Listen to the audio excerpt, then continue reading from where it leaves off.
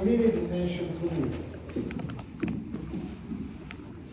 Maximally listen, minimally write. Because as I say, you everything is given in the slides. Three structures I hope now you may have. From up to down, that is the diaphragm. Below the diaphragm, you can see the liver. And below the liver, you can see calcium and it will be visible for you, and you will help me just to change the slides. And below the liver, you can see the slide. I will try to put it in my real place of it. Okay, of course, it is approximately thrice smaller than real adult's liver size. That means the healthy person liver size. Approximately, it will be in that place which I now put it. What does it mean? It means structure is located inside of the peritoneal cavity. More of this. This is upper floor of the belly. If it is not comfortable for you, you can change it. For example, here.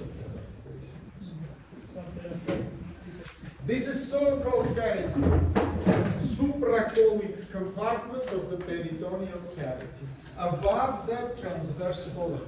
Last time I told you that peritoneal cavity, we divide it into two portions. Yeah? Supracolic, and by the way, in anatomy usually, it is divided into three parts, not into two, into superior, into the middle, and inferior. Superior one, it is the same supracolic compartment. Inferior one can be divided into middle and inferior. What is the border? This is the pelvic bones. Let's say, remember, please, sometimes in anatomy, infracolic compartment, again, is divided into two parts, yeah? Before pubic bones, it is middle compartment. Before pelvic bones, sorry, and below the pelvic. Minute attention, guys. Come sit down.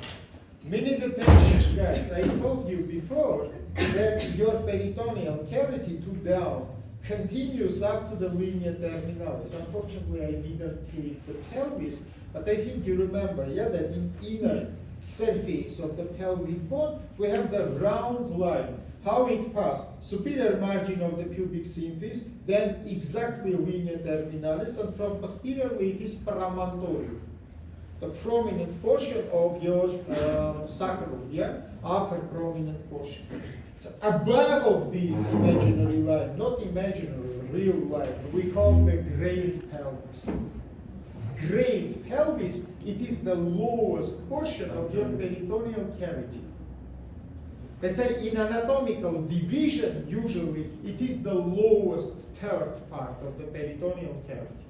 Topographically, this is not so actual for us. Let's say from topographical point of view, we make just two divisions. Above transverse colon, we have supracolic compartment. Below transverse colon, we have infracolic compartment. Now, in this supracolic compartment, just below your diaphragm, we have the biggest organ of peritoneal cavity.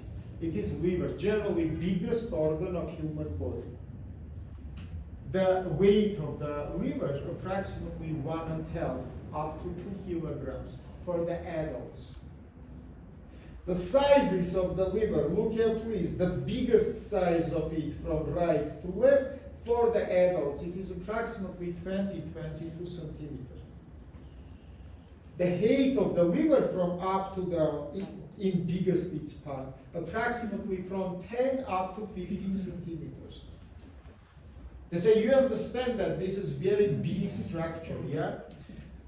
Little bit about physiology and about anatomy before I will come to topography. Let's start from physiology. Physiologically very hard organ.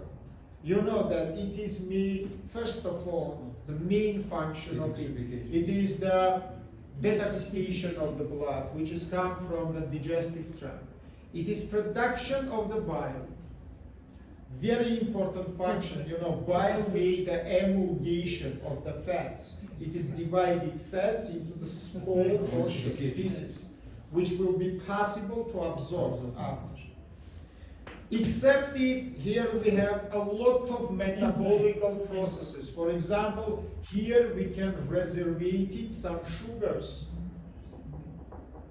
For example, glycogen, which is stored inside of our liver. Go sit down.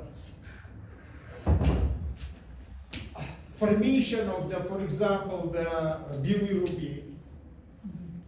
It is the processes connected with the destroying of the erythrocytes. It's a huge amount of the processes physiologically happen inside of our liver. Let's say in some books you can find that liver, it is the chemical factory of the human body.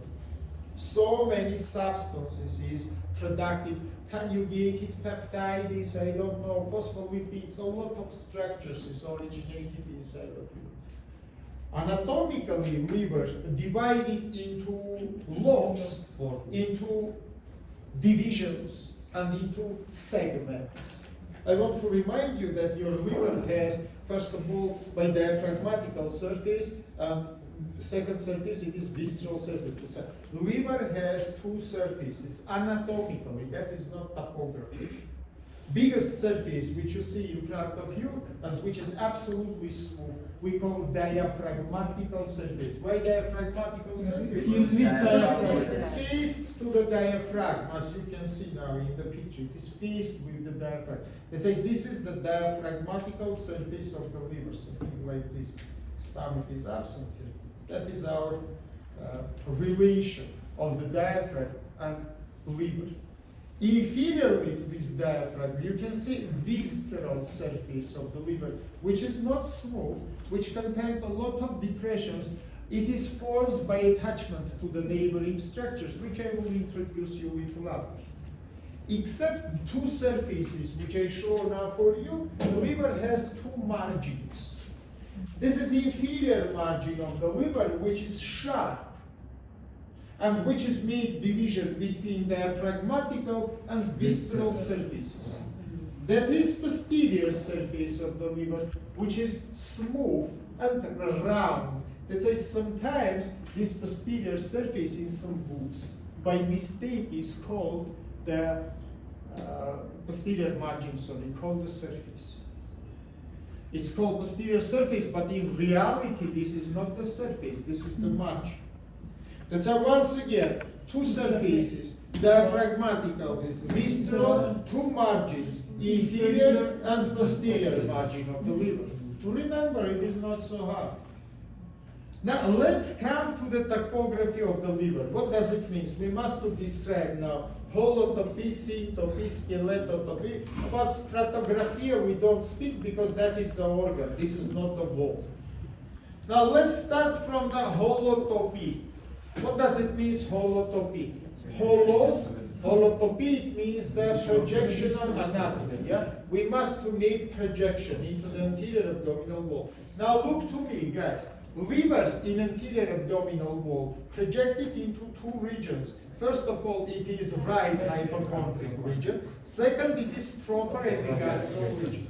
By the way, for the adults, liver will not project it in the right hypochondric region. Why? Because inferior margin of the liver coincides with the right costal arch. Let's say normally for you guys, liver doesn't descend it below the costal arch, but for adults, descend. For adults, as you remember, it is located 1-2 finger below the right costal arch, approximately into 3 centimeters below. Why? You know, in embryonal time of our life, it makes the hemopoiesis. Let's say the size of, it is the main hemopoietical organ, embryonal. But after it is lose its function, hemopoiesis become to the bone marrow, as you remember, and liver lose this function. But the size of the liver during the childhood, it is bigger. Comparable with bigger, I mean not the real size, but the size comparable with the skeleton.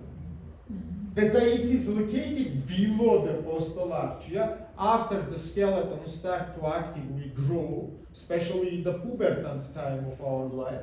So it is completely covered the liver, and the liver projected not in your abdomen, but mainly in your thorax region. Let's say now remember please what you will write and what you will tell me during your exams. Liver, hardly projected organ. Normally it is projected into two regions of human body. That is the thorax and that is abdomen.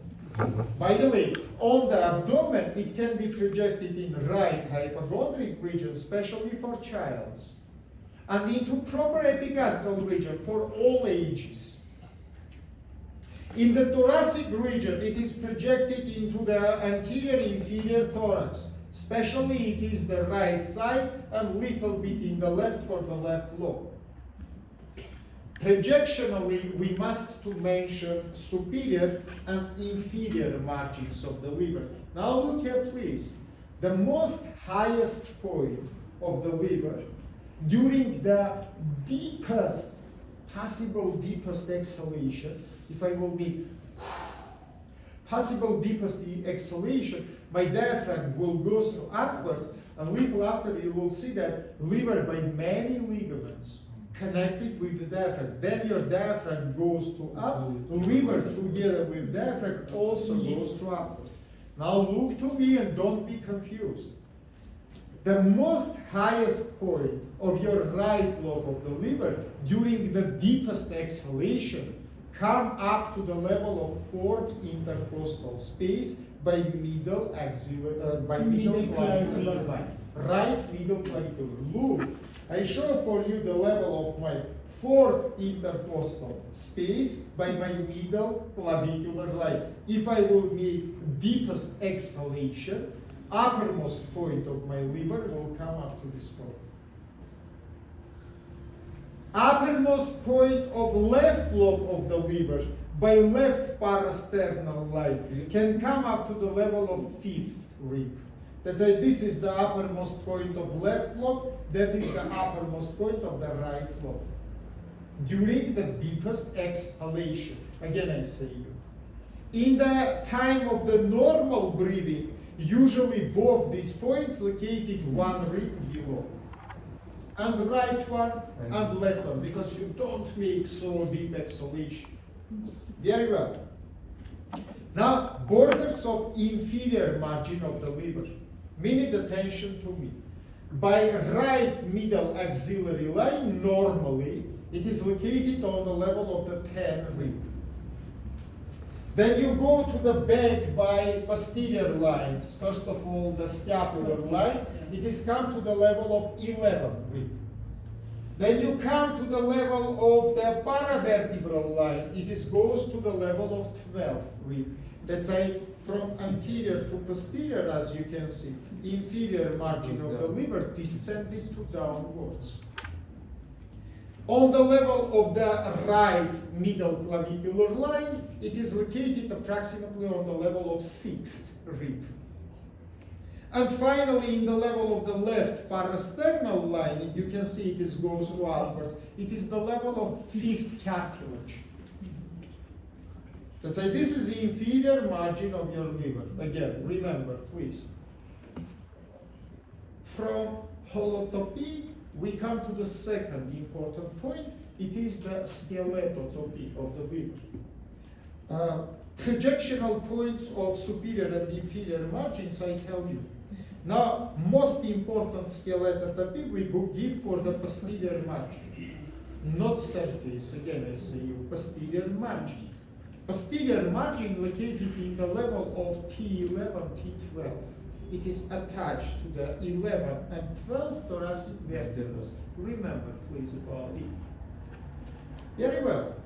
Now, a little bit about some anatomical specificities. First of all, how it covered by the peritoneum. There are 2 points of the views on this question, anatomical and surgical. Anatomists will tell you that this is intraperitoneal. Surgeons like me will tell you that this is mesoperitoneal. All the problems is connected with posterior margin. Posterior margin of the liver doesn't cover by peritoneum. Why? Because that is the place of attachment of the coronal ligament of the liver. Coronar ligament attached to upper and lower points of posterior margin. Let's say posterior margin doesn't cover by the peritoneum. Surgeons say, sorry, this posterior margin is very big. That's why let's call the organ mesoperitoneal. And in topographical anatomy, exactly, we will call it mesoperitoneal organ. Now let's come to the important question which is related with the peritoneum. It is ligaments of the liver. Remember, please, ligaments of the liver divided into three main groups. First one it is suspensor, second one nutritional, and third one it is remnant ligaments. By the way, all suspensor ligaments will touch to the diaphragmatical surface and posterior margin of the liver. All nutritional ligaments will start from the visceral surface. Remnant can have different position. So remember, please, what about the suspensor ligaments? The biggest suspensor ligament of the liver is located in the frontal plane. No. And it is connected, your posterior margin of the liver, with the diaphragm. We call it ligamentum coronarium hepatis. This is the coronar ligament of the liver. Terminal portions of coronar ligaments connected not with the diaphragm, but with the anterior lateral abdominal wall, and they have triangular shaped form. We call them right and left triangular ligaments. Let's say, remember, please, coronar ligament generally connected with upwards with diaphragm, but terminal portions of each, which is triangular shape, they connected with the lateral walls, and we call them triangular ligaments. Coronar ligament continues in the sagittal plane by falciform ligament. Again, it is fused the liver by the diaphragm. Falciform ligament divided diaphragmatical surface into right and into left lobes. Don't sleep, guys. Listen. Falciform ligament continues to downwards like the round ligament of the liver, which is the remnant of umbilical vein, and it is come strongly to anterior abdominal wall and penetrated layers up to the fatty tissue and fused with the right margin of your umbilicus. And it contained paraumbilical veins, one or two, which is non-completely closed remnants of umbilical vein, and which is drained into the portal vein. Very well. Now let's come to the visceral surface.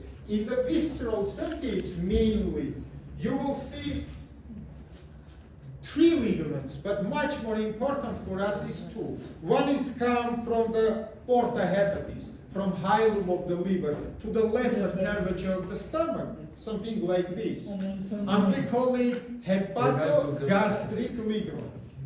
Second come from same porta hepatis to the superior horizontal part of the duodenum. We call it hepatoduodenal ligament.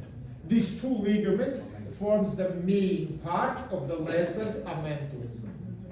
Both these ligaments, it is nutritional ligament. Little after I will give content of each ligament, but we will draw big diagram. Third ligament, which is located in visceral surface, goes from this porta hepatis to the upper pole of the right kidney. We call it hepatorenal ligament. Also, there are two small ligaments which goes from the hilum of the liver to the diaphragm and to the esophagus. Hepatoesophageal and hepatodiaphragmatic, they also included inside of the lesser amentum. But it doesn't have so big importance for us because they don't contain big vessels. Very well.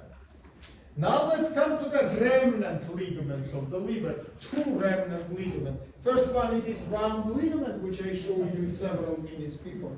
Second one, we need attention, please. It is so-called ligament of the venous duct. It is, if you will look in the round ligament, its continuation to the backside. It is the ligament of the venous duct. Much more better. Change the slides, please. much more better, it is visible here. Look, it is the round ligament. Its continuation to the down. We call the ligament of the venous duct. For you, for me, for adults, it is absolutely closed, and we just call it ligament. But for the fetus, it is special venous duct, which is make the shunting of the arterial blood from the umbilical vein to the inferior caval vein. Let's say it is connected umbilical vein, which is provided arterial blood to the liver, with inferior caval vein, which will provide arterial blood to the heart. Does it remember? Then the child make the first breathing, oxygen level is increased, and these embryonal structures constricted. And instead of the duct, we have the ligament. We call it venous ligament. Now let's make conclusion. So remember, please, again I tell you, liver has suspensor ligaments, nutritional ligaments, and finally we have the remnant ligaments. Now look everybody into the visceral surface of the liver. Visceral surface of liver has much more hard structure than its diaphragmatical surface. Because in visceral surface we have several grooves. And I want to attract your attention into these grooves. Look please here. First of all, we have two horizontal grooves. Sorry, two vertical grooves. One it is right, second is left. And between them we have horizontal groove. Together they form so-called H-shaped groove. How these grooves is formed? Look here please, right one. From anteriorly it is depression of the gallbladder. We call it fossa vesicephala. From posteriorly it is depression of inferior caval vein. You can see it here, depression of the gallbladder, depression of inferior caval vein. If I will connect them to each other, it will be the first or right vertical groove.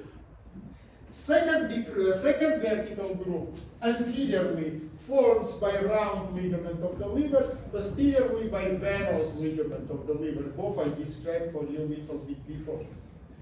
And between them, there are the porta hepatis, hilum of the liver, which is horizontal ligaments, horizontal groove here. Let's say by this H-shaped structural unit, visceral surface divided not into two lobes, but into four lobes. This is the right lobe, left lobe, and from anterior to posterior, we have the quadratus lobe and caudatus lobe. By the way, remember please, anatomically and physiologically, quadratus and caudatus belong to the left lobe of the liver. Why? Because the portal vein divided into right and left lobes and right and left branches according to right and left lobes, yeah? And to caudatus and quadratus, blood come from the left branch, not from right one. Let's say, remember, please, physiologically, lobus quadratus and caudatus belong to the left one. Anatomically, I want to remind you that left lobe has 4 segments, right lobe has also 4 segments. First segment, it is lobus caudatus, remember, please. Second and third segments located in the left part, fourth segments located near the round ligament, yeah, but in the left lobe. Then you come to the right lobe, you remember, yeah, 5, 8, 7, 6, 7. 5, 8, 6, 7. So remember, please, once again, remember, just it is necessary for you, for example, to make resections, because you will make segmental resections, yeah? Segment 1, it is lobus caudatus. 2, 3, 4. 5, 8, 6, 7. Let's say, remember, please, this segmental division, and let's continue. Now, very important question, it is symptomy, relation of the liver to the neighboring structures. We study this relation by 3 dimensions, 3 divisions of the liver. Biggest division, it is the diaphragmatical surface. From upwards and from in front, it is attached to the inferior surface of the diaphragm. Division number 2, it is posterior margin. As I say you 2 minutes before, it is 11, 12, thoracic, and the deep muscles, which is located in this level. Division number 3, it is the visceral surface. Now look please, on the visceral surface there are depressions according to the structures which is related to the liver. And these depressions we describe by two lines, by anterior line and by posterior line. Now listen me attentively. Anterior line from right to left side have several depressions. Number 1, look please here. Not kidney is here. It is so-called colic depression. This is depression to the right knee of transverse fold. Little bit laterally, if I will remove the gallbladder, will be depression of the gallbladder. Little bit laterally, we have lobus quadratus. This is depression of the pyloric part of the stomach. Little laterally in the left lobe, all this depression which you see, it is the depression to anterior wall of the stomach. Once again, colic depression, gallbladder depression, pyloric depression, and anterior wall of the stomach depression, all this one. Now let's come to the posterior line. The kidney depression, kidney and suprarenal gland. Little laterally to it, you can see depression of the inferior caval vein. It's greatly visible. Little laterally to it, depression of the lesser omentum. Little laterally to it, depression of the esophagus. Once again, kidney, inferior caval vein, small omentum, lesser omentum, and esophagus. If I will put now here stomach in the relation of it to the liver, you can see these structural units which I mentioned before for you. Look at please, where is the esophagus? It is esophageal notch, so-called. Where is the stomach? Look. Anterior surface, it is the inferior margin of the left lobe, and pyloric exactly attached to the lobus quadratus. By the way, continuation of it, sometimes in some literature, a little bit laterally to the left kidney, to the kidney depression, we describe the duodenal one also. That's I remember, please, because it can be in your controls. That's a kidney, duodenal, inferior caval vein, esophagus. Because continuation of our stomach, if I will put it here, yeah, it will be the first duodenal.